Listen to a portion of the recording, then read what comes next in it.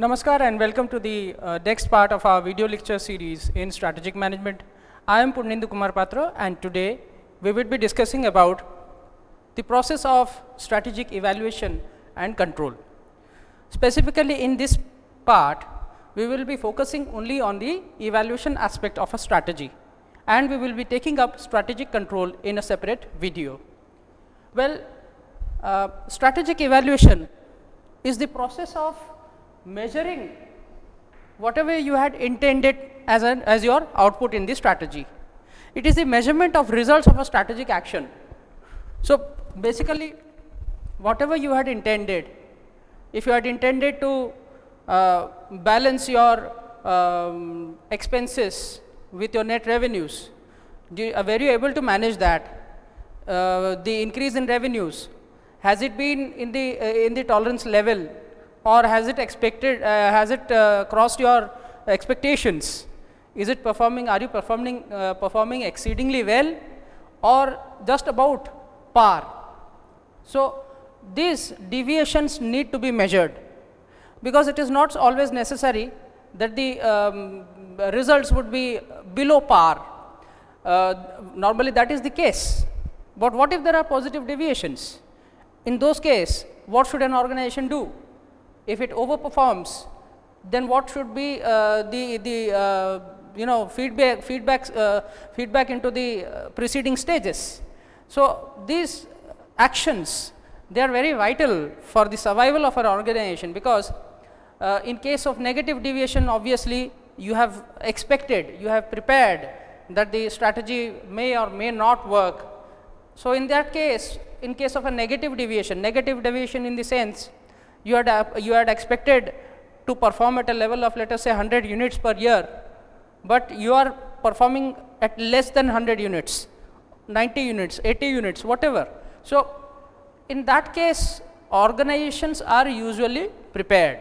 So, if there is a positive deviation, if you are achieving above 100, even in that case, there has to be a certain strategy, backup, feedback into the preceding stages of the strategy. In positive deviation cases also, the organization needs to capitalize upon such surplus opportunities. So, let us understand what evaluation basically means in strategy. Whatever actions you performed, obviously they would have an outcome. Be it acquisition strategy, be it a joint venture, be it a retrenchment or a stability strategy, whatever you had chosen and however you had implemented it, depending on the effectiveness of your implementation of the strategy, the outcome that you achieved, it has to be measured. It has to be measured in some units, could be dollar terms, could be unit terms. There could be intangible evaluations also, for example, employee satisfaction, customer satisfaction, loyalty. All of these parameters, they must be measured and converted into numbers, into an understandable format, into a format which the organization would be able to put on a dashboard and see, okay, this is how we have performed, and such is the positive or negative deviations, and we need to work on those areas, or we need to capitalize upon such opportunities. What are the strong points? Do we have some new strengths arising out of this strategy? Do we have synergies or not? Synergy is a situation when the cumulative effort of multiple items, they yield more output than all of these items or all of these factors combined separately. When they are working separately, they would have given a certain output, and when you combine them, if there is synergy between them, then they will perform better than what they did while working separately. So, is there synergy in the system or not? Even a measurement of synergy is an outcome of the strategic evaluation process. So, today we need to look at the barriers to evaluation. We have understood that evaluation is a very important process, because depending on the proper evaluation, we will further proceed to strategic control. And if your evaluation is faulty, if your evaluation is not very honest, if the evaluation is biased, if people who are judging or measuring the success of a strategy, they have some vested interests in a positive evaluation or a negative evaluation of the strategy, then obviously the control will be erroneous, and the same erratic feedback would go back to the preceding stages, which will again lead to deviations, continuous deviations. So whoever is measuring the strategy has to be completely bias free, has to be completely impartial, has to be neutral. There are many things. So from our discussion we understand that there could be certain hindrances in measurement of strategy. Let us look at them. The commonly observed barriers to measurement of or evaluation of strategy are motivational and operational problems. Motivational problems, these arise majorly due to psychological problems or the reward mechanism that the organization uses. Psychological barriers. Why should I evaluate this strategy? What is in it for me? There are a lot of senior people involved in the making of this strategy. If I give an honest evaluation of the strategy, would it put me in a very bad light? Would I continue to be in the good books of these people? These are certain questions that cross the mind of the strategist when performing a very honest evaluation of a strategy. So this is a psychological issue that the strategist needs to overcome, and this is where organizational support plays a huge role. If the strategist is somebody inexperienced but extremely meritorious, talented individual, upon which the organization, the proprietorship, the stakeholders, all of them, they depend on his or her evaluation, but that person is relatively young, although very meritorious, but relatively young, relatively inexperienced. In that case, it is pretty natural for a young person, a young professional, probably he has graduated from an Ivy League B school, for which he or she was given the responsibility of evaluation of the strategy as their first role in that organization. It is understandable if that person feels intimidated when evaluating the strategy, because he or she might think these strategies are $1 million strategies. If you obviously think very closely, each strategy choice, the choice of a strategy, the implementation of a strategy, these are all very vital activities which cannot be performed by some junior employee of an organization or a relatively inexperienced person. So they are implemented, they are chosen, they are formulated by people who are in the top rung of an organization, right at the top of the corporate ladder. Imagine a vice president or a president of a certain business vertical choosing a strategy. That person had recommended, assuming that person had recommended to the organization that we would do well if we integrate forward and move towards the market.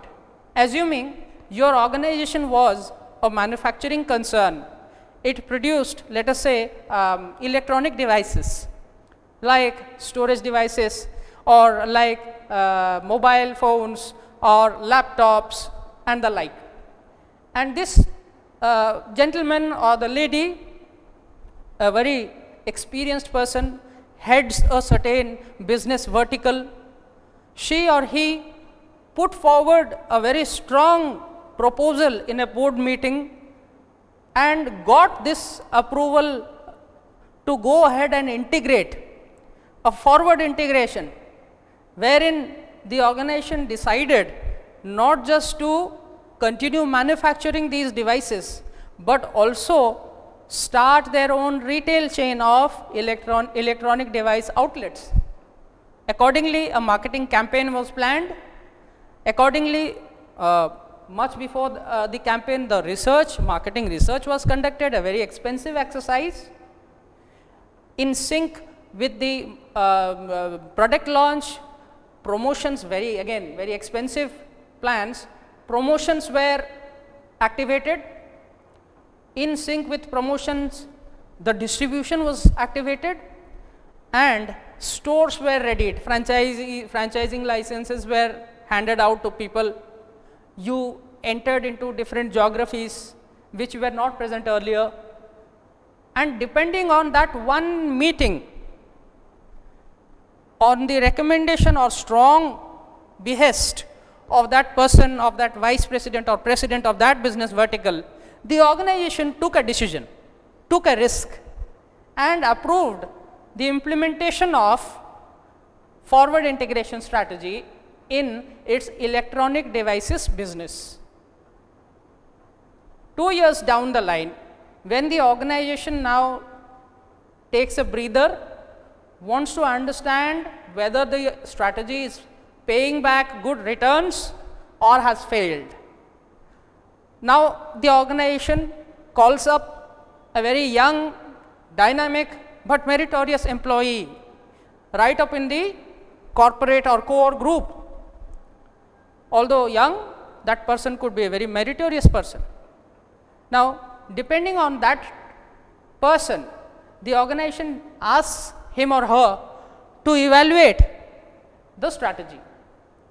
The person, when he or she sits down at his table or at her table and starts to figure out all the data, does some number crunching, comes out with all the relevant graphs, and finally sees that okay, the company has done well in the first 3 or 4 quarters, first year, but in the second year, sales have started to show a decline, and over the last 2 quarters, there has been a tendency of some product categories showing a regular or steady downfall. Now, if that person observes that these product categories were the pet products or the brainchild of that person who had recommended this strategy, what would be the mental position, mental condition of that analyst, that strategist? So, this is where organizational support comes into picture. The evaluator, the strategic analyst must get a free rein, otherwise they'll have psychological issues in recommending a negative evaluation or in stating what is correct. So, to overcome these psychological barriers, organizational support, a free hand, a lot of flexibility, all of these, they matter a lot. So, the second problem is that of lack of rewarding mechanism. There are 2 things involved. One is the appropriate or unbiased neutral evaluation. The second is what a person or the analyst is going to receive as a reward for evaluating the strategy. Well, no organization is going to pat your back if you tell them that see, your strategy failed. Obviously, if you are a outside consultant, you will get your fees. But imagine your condition, imagine your very pitiful condition if you are the person who had formulated the strategy in the first place. So, in that case, you would not only have psychological barriers, you would also think, what am I going to get by evaluating this strategy? Instead of the reward, probably I will be judged myself. And in case you have not recommended the strategy and just are evaluating the strategy, then in that case also, you will think, how good is it to take this risk of evaluating this strategy? Should I go on and paint a very rosy picture in spite of the fact that the picture is very gloomy. Is it going to be good for the organization? No. Is it going to be good for me? In the short term, yes. Probably I will save my job for a little bit longer, but in the long run, neither the organization nor I will stand to gain. So, it is vital for the evaluator to understand that a bias-free neutral evaluation is of paramount importance, regardless of the very weak relationship between evaluation and reward.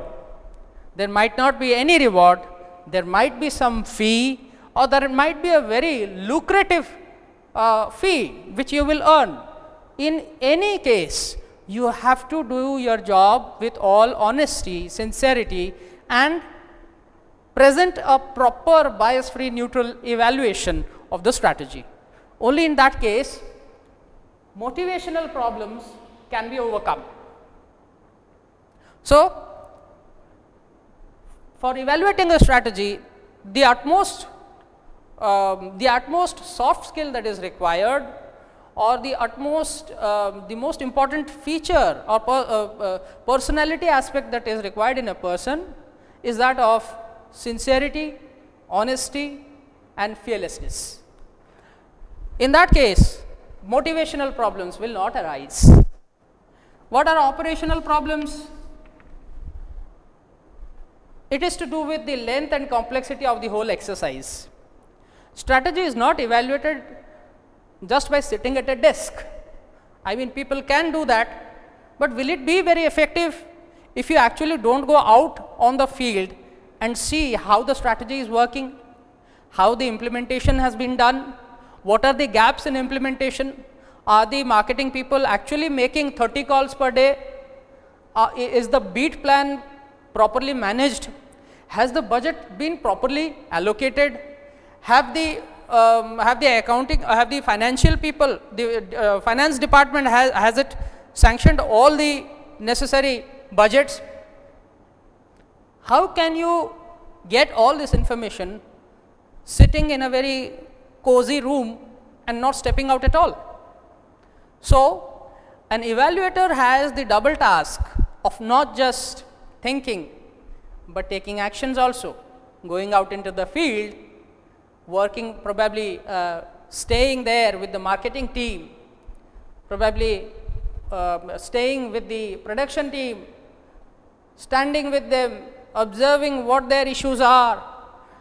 Now, you are not a problem solver per se, but to observe problems, to note down problems, you need to be there. And all this physical presence uses up a lot of time.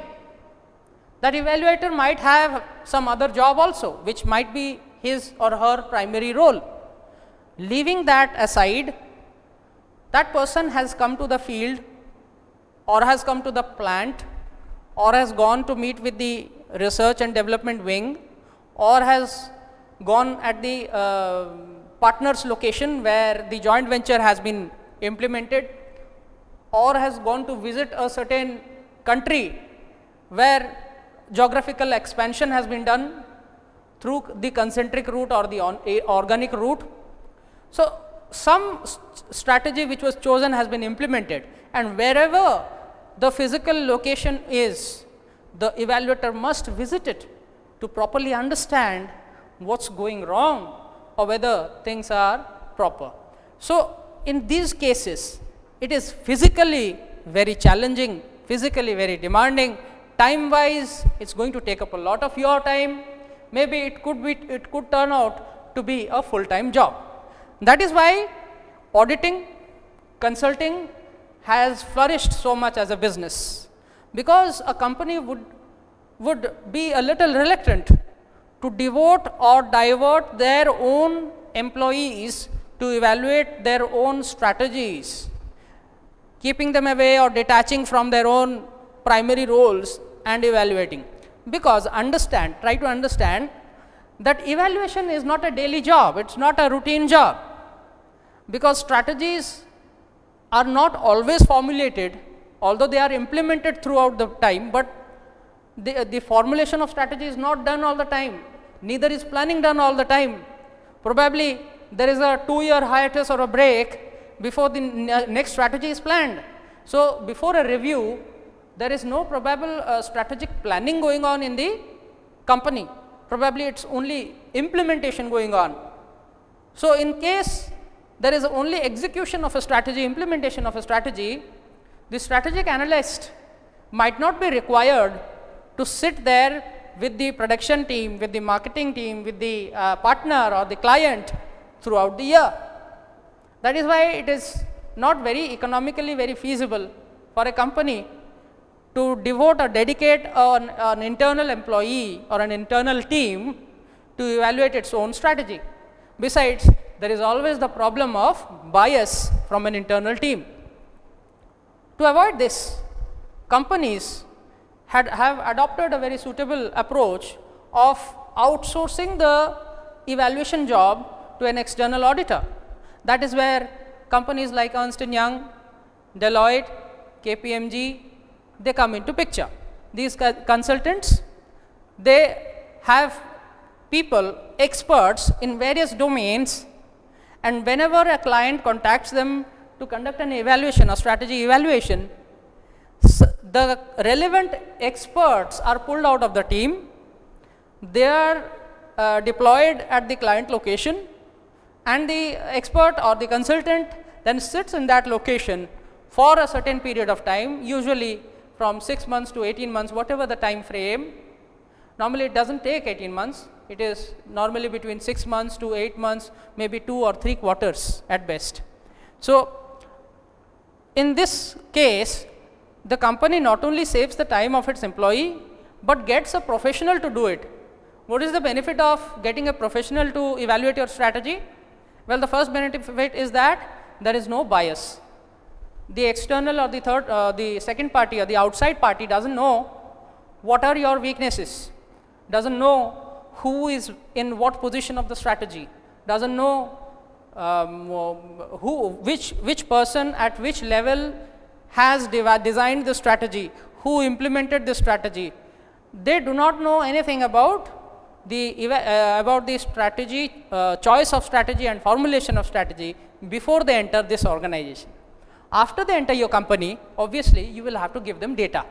You will have to give them all the background information related to the strategy, so they can figure out how the strategy was chosen, formulated, implemented, who all were responsible, what kind of resources have gone into each activity, and who is heading these activities. All that data you will have to share. So, it is a kind of professional partnering with the consultant. So, that is how operational problems. Now, as we said, the consultant will dedicate a lot of time.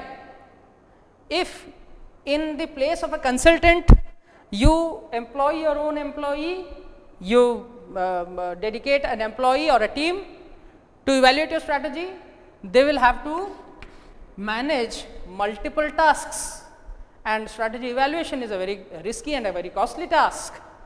So is complex.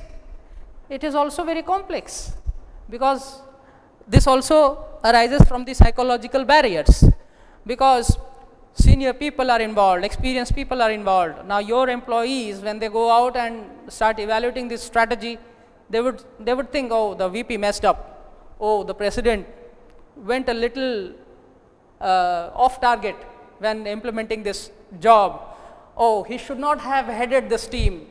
So, such things, they crop up in their minds, and that is where the evaluation task goes a little astray. Also, you just do not have to talk to one team. The evaluating team, the consulting team is just one team, right? It has maybe 1 or 2 or 3 persons in it, all very experienced, all very professional, but this team cannot go to just one place in your company and get all the data there. It has to probably work out with the entire organization, or at least the organizational heads. Now, each of the functional heads, they are very busy themselves. So how are they going to manage the time wherein that head, that vice president, that CMO is going to take out a few minutes from a schedule and sit with you for the for sharing or for chatting out what are the modalities of the evaluation, or whether he is going to be very forthcoming with you. Is he going to be as sincere as you want him or her to be? That is another very challenging issue which the consultant has to manage. So as you see, strategic evaluation is not just a task of gaining knowledge or gathering all information. No. A consultant, somebody who has been entrusted with this job of evaluating a strategy, must have excellent people skills. I mean, these people have to be the best in the business. That is why these companies, the big four of consulting and other huge consulting firms, they choose their people very carefully because their communication has to be spot on. Their people skills have to be outstanding. They have to be brilliant. The person has to be able to speak the client's language, and by language I don't mean native or English. By language I mean the way in which they want to communicate with the consultant. The consultant has to be in a receiving mode, has to be in a receptive mode. So it calls for a very high level of skill set, a very high level of soft skills on the part of the consultant. Assume that you are a consultant, an independent consultant working in one of the big four firms, and you have been asked to evaluate one of the Fortune 500 companies, Indian companies, and you visit its site. You sit there, you are supposed to interact with the general managers of various functions, the functional heads. You are supposed to visit the plant. You are supposed to have a chat, have a discussion with the COO on a weekly basis. You are also required to talk to the CMO on a daily basis. And just for insurance, you also decide to talk to the sales team informally, off the record, every day. So you are interacting with people at different levels of the corporate rung, of the corporate ladder, at different rungs of the corporate ladder, and you will need different skill sets to address the people or the problems of these people, because not all of them are at the same wavelength. They think differently, because the CMO has to make approvals of probably activities which are valued in crores. The general manager has to take care of daily operations. The sales team has to take care of very voluminous tasks, although very simple as compared to the higher level authorities. Very simple but voluminous tasks. The number of tasks might be huge. They might be the busiest people in the entire organization, and you have to run after them. You will have to catch them to understand the consumers' issues. You will have to talk to the GM of production, the plant, to understand what are technology issues, what are people issues at the shop floor level. You will have to talk to the COO to understand budgetary constraints. You have to talk to the CMO to understand what the competition is doing right now and why you can't replicate it. I hope you understand the difficulty that the consultant is in. So it's an entirely complex, a very complex task to evaluate strategy. So these are certain important barriers in the evaluation of strategy. I hope I have made them pretty simple and you have understood them. In the next video, we will proceed to the remaining part of strategic evaluation and control. Thank you for watching.